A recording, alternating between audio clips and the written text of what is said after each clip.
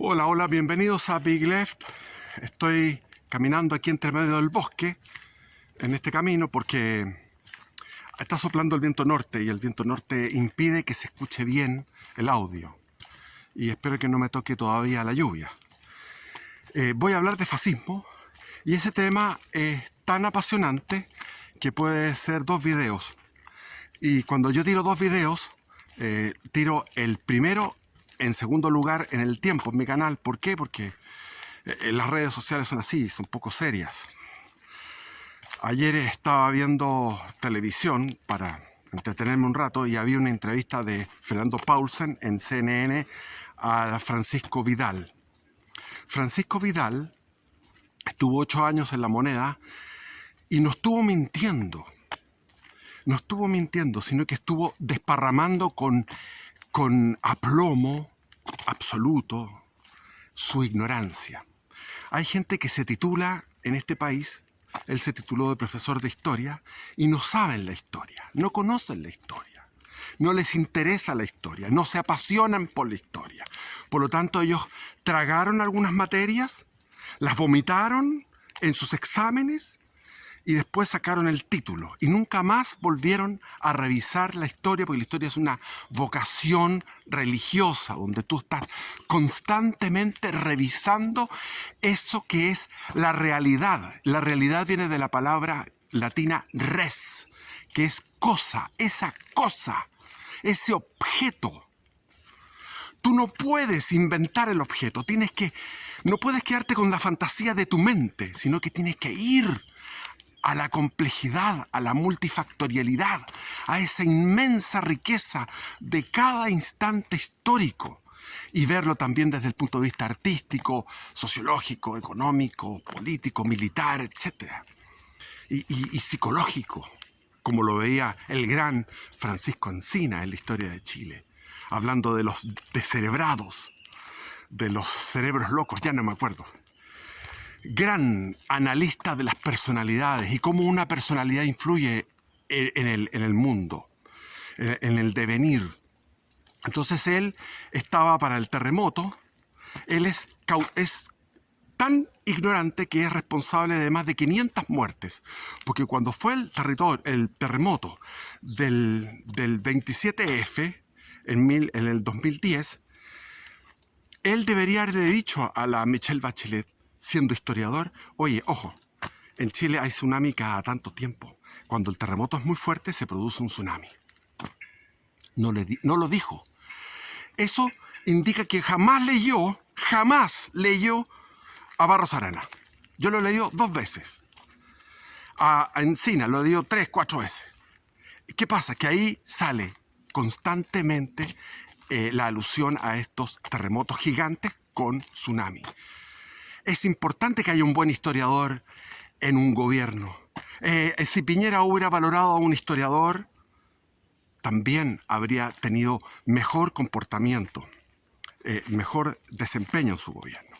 Pero los historiadores se miran a huevo y hay unos historiadores totalmente blanduchos y otros ideologizados para la izquierda, porque la historia la tomó la izquierda. Yo estudié historia y estaba completamente monopolizada por la izquierda, pero no es el tema. El tema de hoy es el fascismo y como les digo, ya llevo 3 minutos, voy a llevar 4 minutos y son 45 minutos y tengo que hablar. Yo no sé cómo voy a poder decir todo aquello, así que pueden ser 2 videos. 2 videos.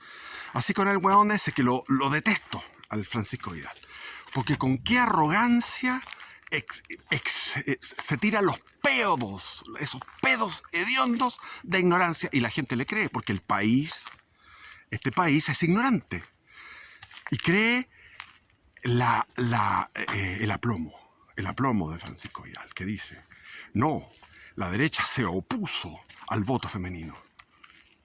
¿Aló? Bueno, estoy haciendo un video del discurso de mi padre que dio el 6 de noviembre de 1954 en el Parlamento, en el Congreso, y ese discurso fue debido a que la politiquería que venía de los gobiernos radicales impedía el funcionamiento del gobierno de Ibáñez y había una tendencia dentro del ibañismo a poder hacer una cámara corporativa a semejanza de lo que era el fascismo y a semejanza también de las medidas que estaba tomando, en las buenas medidas que tomaba Juan Domingo Perón en la Argentina, en su primer momento.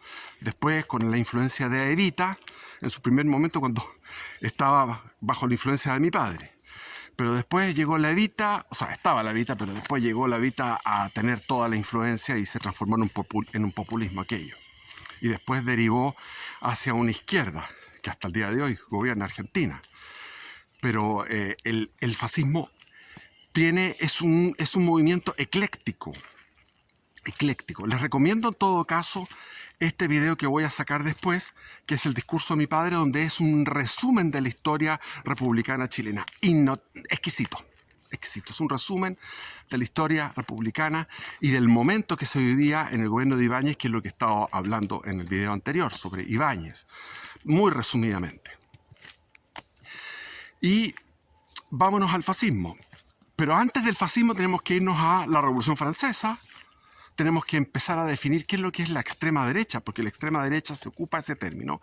La extrema derecha es un movimiento popular transversal de clases sociales que llaman a un bonapartismo, es decir, lo que llama una historiografía el bonapartismo, es decir, personajes fuertes como Bismarck, personajes fuertes, ya como el mismo Pinochet, que se requieren después de una revolución fallida, pero que igual hay que consolidan ciertas obras de la revolución en este cesarismo, llamémoslo así, o bonapartismo. Entonces la extrema derecha sería una exaltación del poder ejecutivo sobre los otros poderes, un autoritarismo que no alcanza a ser totalitarismo, porque para que sea totalitarismo tendría que estar influyendo en la vida más íntima. Es decir, si tú estás en una familia y en esa familia desconfías de tu esposa o de tus hijos o de tus parientes cercanos, que cualquiera de ellos te puede delatar, ese sistema de delación, ese sistema de sospecha, de prevención de que por sus características de clase o de raza, llámese el nazismo, el comunismo, ese totalitarismo llega hasta lo más íntimo de la familia y solamente puede el ser humano tener su libertad en su cráneo, en su cerebro, en su mente, en su espíritu. Solamente ahí se manifiesta la libertad. Pero en el autoritarismo, en la extrema derecha, no se produce eso, sino que es simplemente cuando la persona llega a la calle y se expresa en la calle, se expresa en el mundo público, puede caerle una pena de cárcel, de lo que sea. En el caso de Pinochet no fue así, fue un régimen muy liberal, donde todo el mundo podía opinar lo que quisiera. Yo lo viví desde siendo yo marxista, leninista y militante. Nosotros podíamos decir lo que quisiéramos. Y los kioscos estaban llenos de pasquines de izquierda, revolucionarios, los kioscos, en plena dictadura. Y el teatro era totalmente contra Pinochet, el teatro, la actividad cultural completa. Entonces, no se puede hablar fue un autoritarismo blando. Y ahora vivimos un totalitarismo blando, que es esta política de la cancelación, es un autoritarismo blando donde mariconamente, pérfidamente, solapadamente, de una manera solapada, te van castigando. Yo perdí mi puesto de trabajo por participar en el canal de mi hijo, Capitalismo Revolucionario, en los tiempos en que la revolución, en el tiempo del octubrismo, y eso me significó que la empresa me desligara y desvinculara.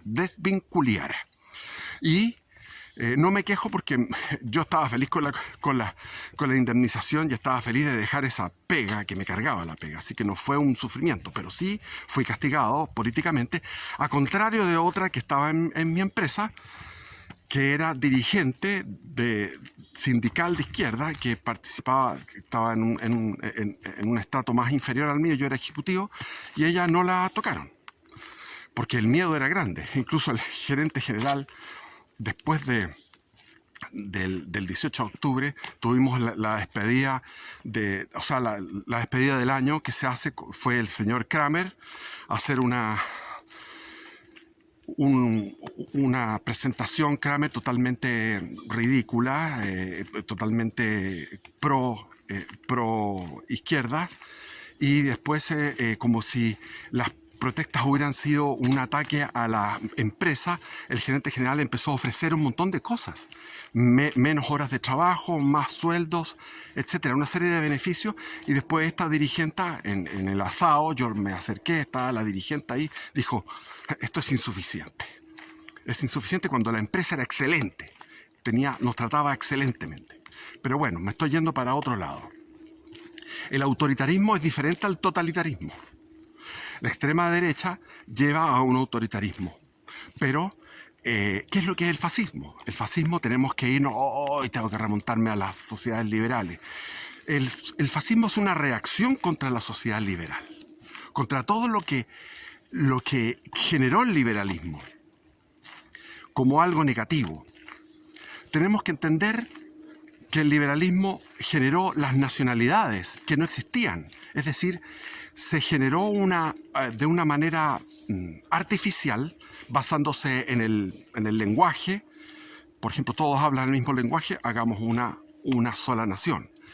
Y Italia no era una nación. Italia tenía el reinado de los Borbones en el sur, en Nápoles, en Sicilia. Estaban los estados papales. Estaba Saboya, la dinastía de Saboya, que era la parte donde está Génova, Turín. El norte de Italia que da con Francia, el norte occidental de Italia. Entonces, y el resto estaba bajo el dominio del Imperio Austríaco. ¿Qué pasó? Que ahí Víctor Manuel quiso unificar Italia y comenzó un proceso lento y exitoso, aliándose con los franceses. Expulsaron a los austríacos de la cuenca del Po, de todo el valle del Po. Tomaron Milán, Venecia, todo eso pasó a estar dentro de lo que era la dinastía de los Saboya, de Víctor Manuel. Y de ahí conquistaron para la causa a Garibaldi, que fue el primero en crear el tema de las camisas rojas. Y las camisas rojas de Garibaldi, que había sido un aventurero, había estado luchando en Brasil, en Montevideo, incluso en Argentina. Cuando estuve en Buenos Aires vi una escultura gigante de Garibaldi, impresionante, en Palermo. Y que era un extremo liberal, se podría asemejar a casi anarquista, digamos. Bueno, pero él luchó en el sur de Italia, reconquistando toda esa zona que sirvió para anexársela a los Saboya, y finalmente los estados papales que fueron conquistados. En un momento determinado mandaron un cañonazo sobre los guardias, que eran guardias holandeses católicos, y los volaron con esa pura bomba, y el Papa en ese momento dijo: bueno, mejor nos rendimos, entregamos todas nuestras tierras, los estados papales, y nos quedamos encerrados en Roma. Y esa era una revolución masónica, de corte masónico, de corte liberal, que era calificada por la Iglesia como demoníaca.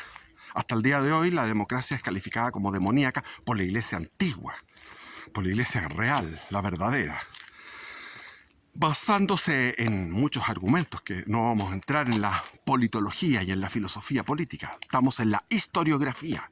La historiografía es una descripción, es grafos, es dibujar la historia, que es tan difícil, pero en eso estamos. Es tan difícil por la cantidad Y a su vez también en Alemania no era un país. Alemania estaba el reino de Prusia y el reino de Austria, y entre medio había muchísimos condados, ducados, que se habían mantenido y constituían lo que se llamaba el Sacro Imperio Romano Germánico, que lo liquidó en 1807, lo liquidó Napoleón Bonaparte. Fue una de las otras tantas cosas negativas que hizo Napoleón Bonaparte. O sea, Napoleón Bonaparte fue negativo completo. Y en Santiago, en Las Condes, tienen una calle Napoleón, que termina en la Embajada Británica. ¿Cómo los chilenos pueden tener calle Napoleón? ¿Por qué no tienen una calle Adolfo Hitler? Bueno, Napoleón fue negativo en ese sentido, terminó y quedó eso en el aire. Vino la época de Goethe, la época espléndida de la filosofía, de la música, y todo eso generó un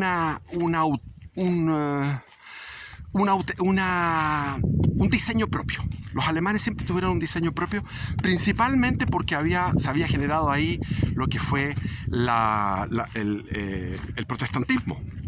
Entonces el protestantismo, que se generó en Alemania y se expandió hacia Inglaterra, generó una conciencia de ser como pueblo elegido, el pueblo elegido, Israel, ser un nuevo Israel, sobre todo los anglosajones. Y eso generó también una manera de interpretar la Biblia, porque ellos tenían libre interpretación. Entonces, para ellos, lo que hizo Moisés, por orden de Yahvé, de eliminar todos los pueblos de Palestina, es lo que tenían que hacer. Entonces, el protestantismo toma el Antiguo Testamento como si fuera lo mismo que el Nuevo Testamento y generó el racismo agresivo del colonialismo inglés y el racismo agresivo alemán. Entonces se generó en esa época un espléndido... si uno se va, por ejemplo, y pone en Google Feuerbach, o en Wikipedia Feuerbach, que es un filósofo materialista, de ahí te surgen 30 filósofos alemanes materialistas, 30.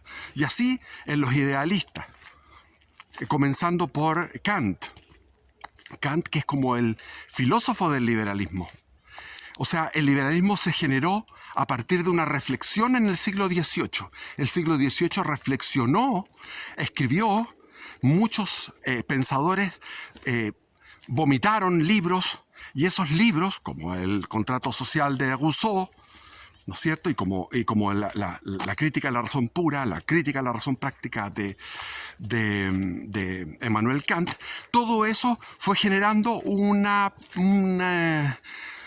ambiente intelectual para la Revolución Francesa, para la Revolución Americana y después para todo lo que fue el siglo XIX, que fue la prevalencia de los movimientos liberales como extrema izquierda en aquella época.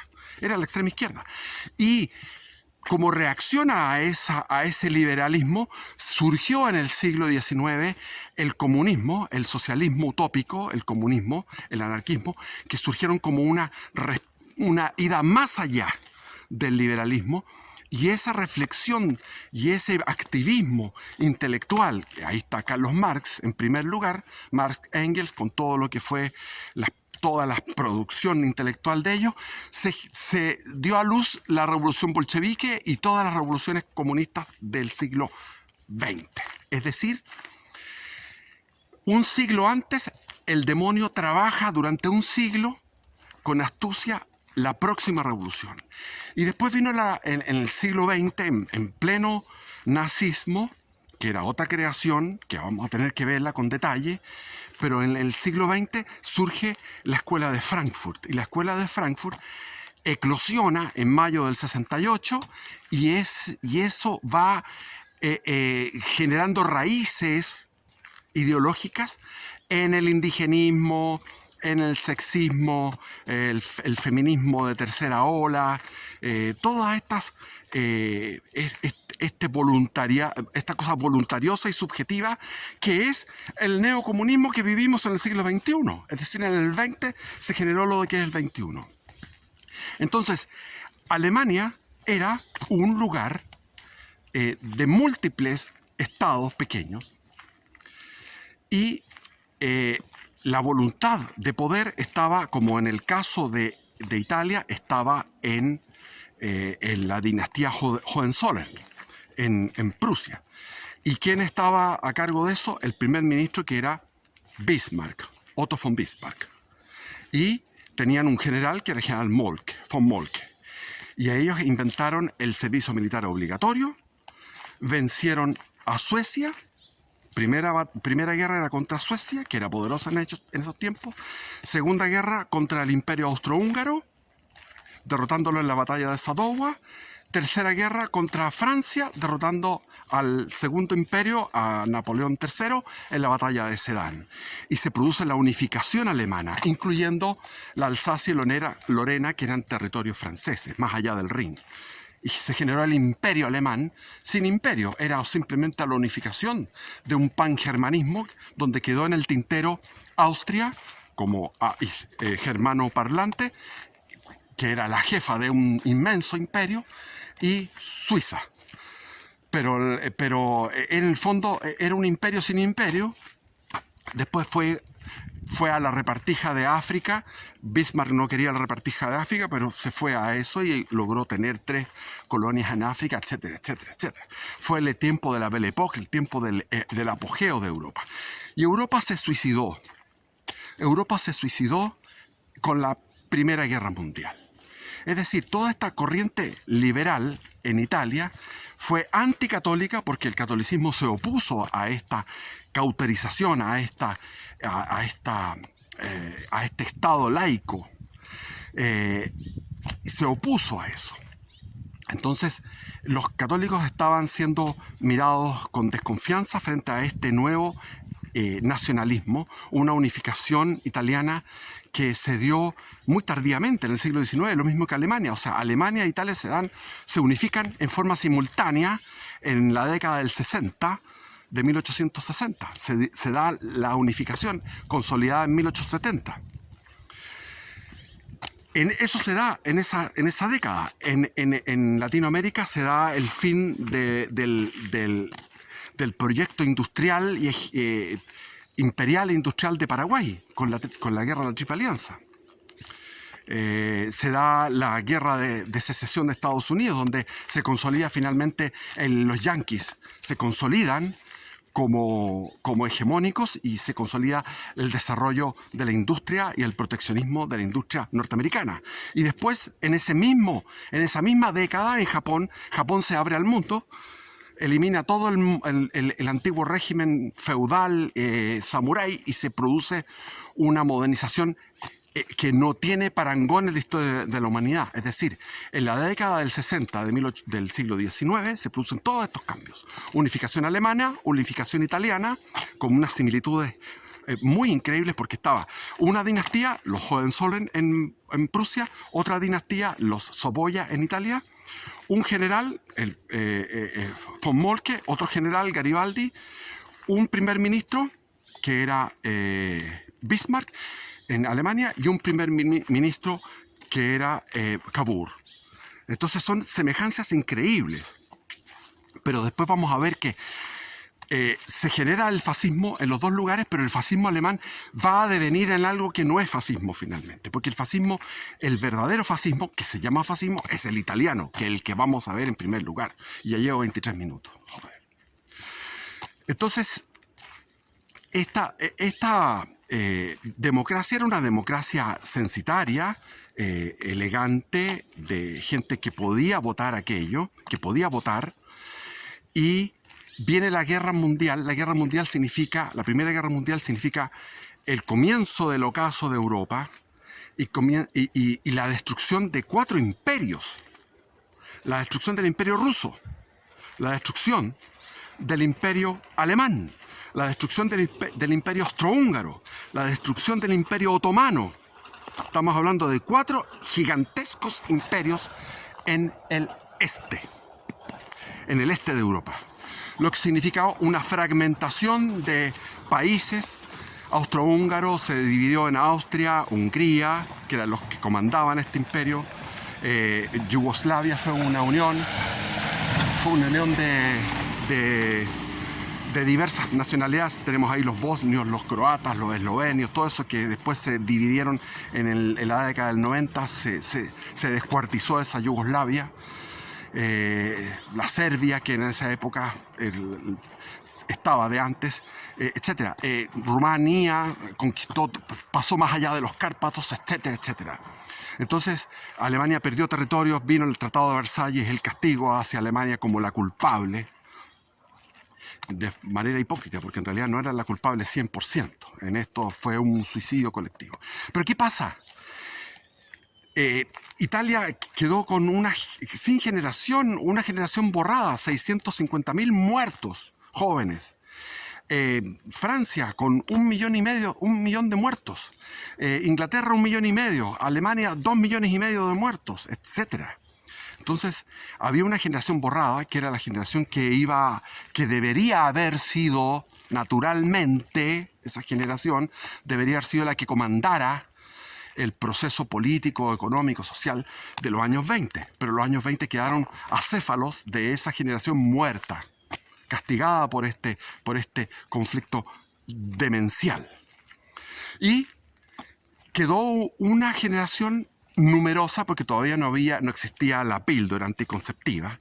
Entonces había una generación numerosa de jóvenes, adolescentes, que entraron a la brega política a través de lo que era el socialismo, el comunismo, el anarquismo. Es decir, cae el Kaiser, Guillermo II, inmediatamente vienen los espartaquistas y viene la revolución, que no se consolida, no logra consolidarse como revolución triunfante. En Rusia, sabemos la historia, triunfaron. En Hungría vino la revolución de Béla Kun, que fue dramáticamente dura. Me lo contó a mí un anciano húngaro. Algún día voy a contar mi historia con los húngaros, porque tengo varias historias de haber tenido amistades húngaras. Y este húngaro, que había peleado en la Segunda Guerra Mundial, me contaba que lo de Béla Kun fue espantoso. Después los bolcheviques quisieron tomar la naciente república de Polonia y fueron frenados. Después en Italia se produjeron una serie de insurrecciones. Se tomaban las fábricas, se tomaban predios. El socialismo estaba avanzando en Francia también, en Inglaterra también, en España también. En todos los lugares había una oleada. En el 1918, 1919, había una oleada, incluido en Chile también, donde se generó un gran desarrollo asociativo. Los católicos generaban asociaciones, acciones católicas. Estaba ahí, en Italia estaba Luigi Sturzo, que generó un partido católico, de acción católica, social, totalmente vinculado a la doctrina social de la Iglesia. Todo eso me lo enseñó a mí mi gran profesor de historia de la enseñanza media, Armando Lillo, que era un jesuita. Y yo iba a sus misas a las 7 de la mañana, a la misa con él, y después de la tarde tenía con él cursos de historia. Muy apasionante el padre Lillo, jesuita, de los antiguos. Entonces, todo esto fue una explosión, una eclosión impresionante. El mundo de la Belle Époque era un mundo totalmente ordenado, donde todas las potencias se habían repartido el orbe. Quedó nada más que China por repartirse, pero todo estaba en un orden de la Belle Époque. Entre los imperios antiguos, que representaban la cultura antigua, y las potencias liberales, como era en la tercera República Francesa, los ingleses con su moderada democracia equilibrada, los norteamericanos, etc. Y el caos latinoamericano. Bueno, entonces, toda esa época eclosionó en 1918 y en la década del 20 con movimientos futuristas, querían romper con el pasado. El futurismo estaba el fauvismo, el dadaísmo, el cubismo, el expresionismo abstracto, todo eso en las artes, vino Bertolt Brecht, en lo que era todo lo que fue la República de Weimar, fue una explosión de lo que era la Gestalt en la parte de la psicología. Estaba Jung heredando a Freud, pero ya yéndose hacia las culturas, hacia el inconsciente colectivo. Estaba todo lo que era Rudolf Steiner, que era un verdadero Aristóteles de lo que es una visión diferente, esotérica del mundo. Rudolf Steiner, la Madame Blavatsky, estaba Godfrey Bayard en Estados Unidos. Godfrey Bayard extraordinario, de la instrucción Ayam. Entonces todas estas corrientes que habían venido desde la India, que rescataban el Bhagavad Gita, por ejemplo el famoso, el de la SS, Himmler, leía el Bhagavad Gita, pero lo leía de una forma a mitad de profundidad.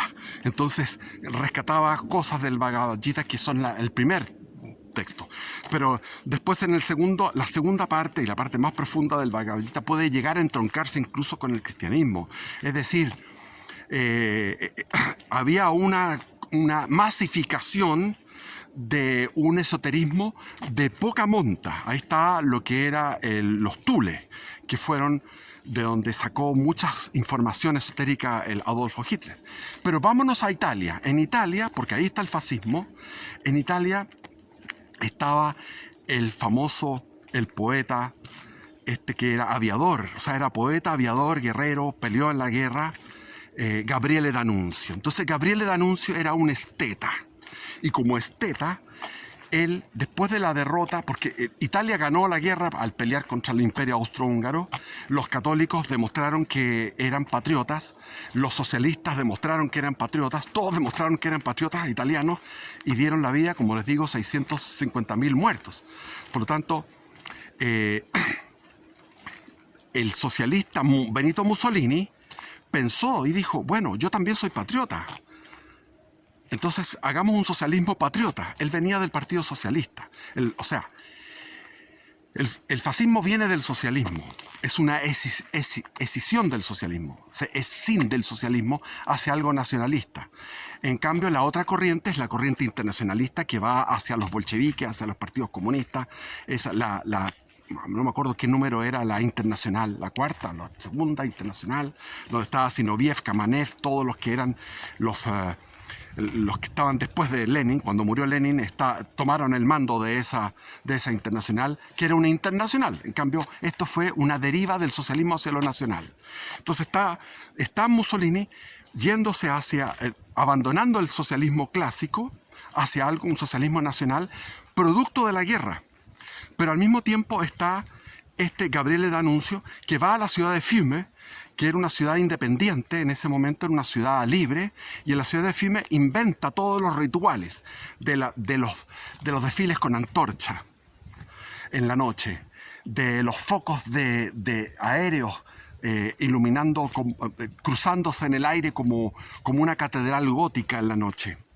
La devoción a las banderas, cada hombre una bandera hermosa, el saludo fascista, que era el saludo de los Césares, la añoranza de lo que era el poder imperial de Roma. Es decir, es una fusión del socialismo, que era lo más moderno, con lo más antiguo, que era la tradición, el buscar un nacionalismo en donde la nación brilló con su máximo esplendor, que fue en el Imperio Romano. Por lo tanto, el fascismo es una cuadratura del círculo, es un oxímoron, es una contradicción en sus términos, porque es rescatar la tradición, rescatar el nacionalismo, que el nacionalismo viene del liberalismo, en el fondo, o sea, repudia al liberalismo, pero en el fondo es un hijo del liberalismo al consagrar igual una nación que es una nación creada por los liberales. pero con añoranzas de algo antiguo, que era el imperio romano. Entonces, ese es el fascismo. Es un eclecticismo.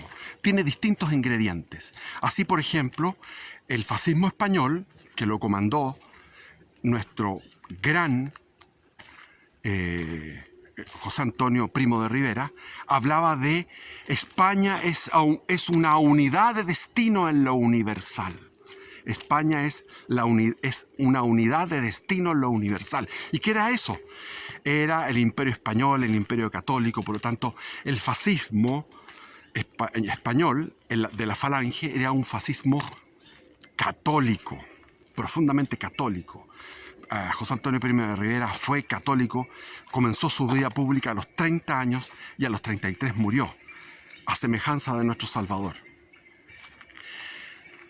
Franco no es fascista, desde el punto de vista que él recoge la Falange, los carlistas, que son tradicionalistas monárquicos, grupos diversos de conservadores. Por lo tanto, es simplemente el caudillismo, que después con Carrero Blanco y con el Opus Dei generó también una liberalización de la economía que produjo un esplendor y una prosperidad en la década del 60 extraordinaria de España, aparte de su tranquilidad. Era el mejor país del mundo en los años 60, con Franco. Pero entonces no es exactamente Franco fascista, pero sí José Antonio Primo de Rivera y la Hons de Ledesma. Entonces esos son... pero el fascismo se le atribuyen muchos movimientos. Hay un fascismo de Mahuas, está el de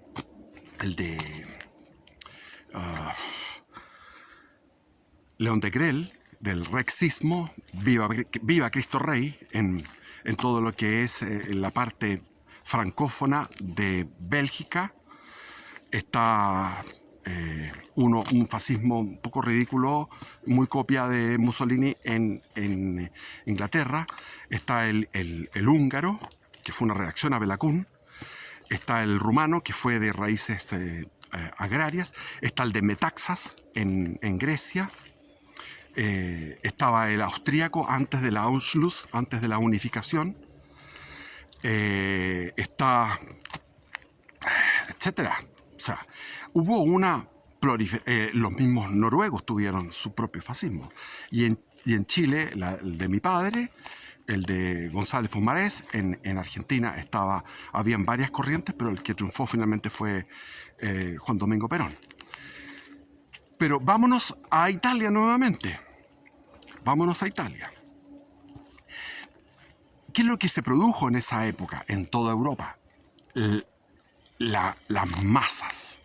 Vino la sociedad de masas, es decir, ya esa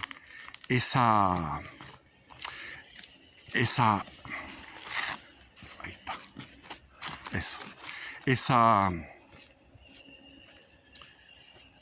esa elitización donde la aristocracia era la que mandaba incluso en la democracia, con ese sufragio censitario, se produjo la ampliación del sufragio en la década del 20, y ya desde el comienzo apenas se produjo el fin de la Primera Guerra Mundial, se produjo esta sociedad de masas, donde estaba el futurismo, es decir, donde los jóvenes, que eran los que habían sobrevivido, eran jóvenes heroicos, es decir, había un grupo de jóvenes italianos que habían participado en acciones de mucho riesgo como comandos en las líneas de retaguardia de los austrohúngaros.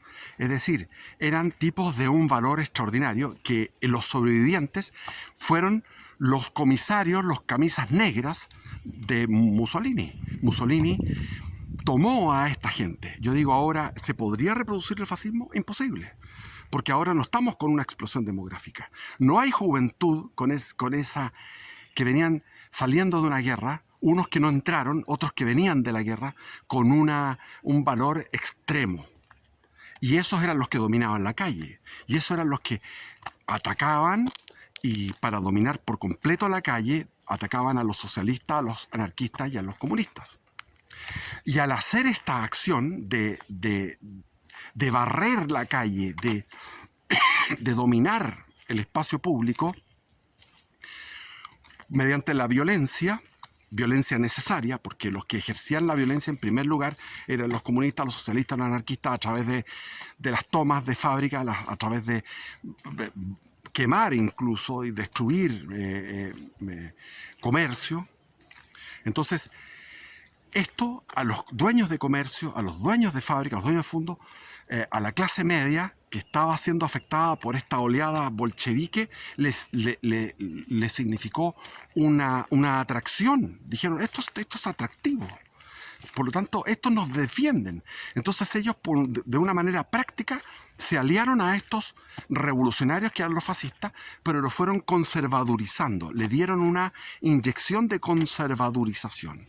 Incluso el movimiento de Luigi de Sturzo, ese también se alió al fascismo, y muchos, cuando ya, después de la marcha a Roma, cuando ya toma el poder, autorizado por el rey, porque aquí estaba el rey, Víctor Manuel III, estaba el rey y estaba Mussolini. Mussolini era un primer ministro. El rey podía sacarlo. De hecho, lo sacó el año 43. Lo sacó. Porque se había metido en esa guerra estúpida y perdiendo la guerra. Entonces, no es lo mismo que Alemania. En Alemania el Partido Nacional Socialista fagocitó, tragó el Estado. En este caso, el partido fascista fue tragado por el Estado y por la tradición y por las clases medias y por los católicos, que eran los católicos de la Acción Católica, que eran los más capacitados técnicamente para conducir el Estado. Entonces, Mussolini, que había sido come fraile, había sido enemigo de la iglesia, con su padre lo había educado, le puso el nombre de Benito en honor a Benito Juárez, que era un masón. Entonces, Benito Mussolini mamó de su padre el anticlericalismo y anticatolicismo, pero su madre era devota y educó al hermano, y el hermano era un confidente, era uno de los principales asesores de Benito, el hermano de Mussolini, y él le recomendó, le dijo, bueno, sé práctico, toma a los católicos. Entonces vino una oleada de católicos que ya habían demostrado su patriotismo en la Primera Guerra Mundial, y esos católicos, que eran los más dotados para administrar el Estado y para generar prosperidad, esos católicos entraron en el régimen. Entonces el régimen fue inoculado con distintas corrientes conservadoras, lo que le dio, que en su origen era revolucionario y socialista, le dio un carácter mucho más moderado y conservador. Y en la propaganda, Mussolini hablaba del Estado, tenía una propaganda totalitaria en su discurso, pero en su realidad no era así. En la realidad no se dio nunca un totalitarismo, ni menos un racismo. El racismo está totalmente fuera de lo que es la mentalidad, diría, española, portuguesa y italiana. No existe eso. Puede ser un racismo en algunas personalidades que ni siquiera las podemos identificar porque casi son inexistentes. Entonces, el racismo era un fenómeno del norte de Europa, de las sociedades protestantes. Hay que entender, que lo dije la otra vez en un video, que el mapa electoral de Alemania, las zonas protestantes fueron las que apoyaron el movimiento nacional socialista. Las zonas católicas se abstuvieron. Vean eso, es un mapa que calza perfecto. La distribución de la religión con la distribución de los votos. Entonces, tanto es así que el Papa estaba prisionero desde 1870 en el Vaticano, y Mussolini le dio un arreglo a todo esto. Llegó a un arreglo y le dijo, ustedes pueden tener un Estado, y incluso le regaló la mitad de Roma, se la quería regalar al papado, Y el Papa le dijo, no, no quiero ser alcalde de Roma, quiero tener un sector pequeño, y se diseñó lo que es el Vaticano, que es actualmente como un estado aparte. Y así Benito Mussolini dijo, Roma es de los romanos, definitivamente es de nosotros, de los italianos, y con esa fantasía irredentista de poder volver a conquistar el Imperio Romano, ahí donde cayó. Ahí está el problema del nacionalismo. El nacionalismo, cuando incluye irredentismo, que esto es no estar satisfecho con los límites que tienen, ahí donde el fascismo o el nacionalismo en general se autodestruye, porque la guerra es una apuesta donde tú puedes perder. Y bueno, ya estoy llegando a mi tiempo y me queda más material para hablar de este tema. Y eso, bendiciones, viva Cristo Rey.